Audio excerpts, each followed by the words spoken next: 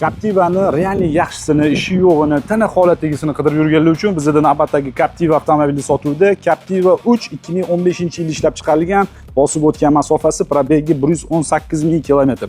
Mashinaga propan оборудованияsi o'rnatilgan, 4 ta ballonlar yangi holatda. Yaqinda hadoylarni полностью qarab, cho'tki qilib qo'ygan ekan egalari. Mashinaning holati juda ham zo'r holatda. Rangi белый жемчуг. Bu toza oq emas, jemchug emas, aralashmasi, ya'ni белый жемчуг. Tonirovka ruxsatlari bilan mashinamizni saloniga keladigan bo'lsak, ko'rishingiz mumkin. Salon juda ham akkuratniy holatda turibdi. Anatomический rullar qilib qo'yilgan, chexol poliklar bor. Akkuratniy holatdagi salon. Mashinaning hech qanaqa ishi yo'q ekan. Полностью beton shuma izolyatsiyalanib qilib qo'yilgan. Kraskasiga keladigan bo'lsak, mana shu bagaj qopqog'ida pitnosi bor. Ichiga o'tmagan, kalta yemagan, suyaklar absolyutni but-butun holatda. Tayyor Captiva, umuman hech qanaqa ishi yo'q.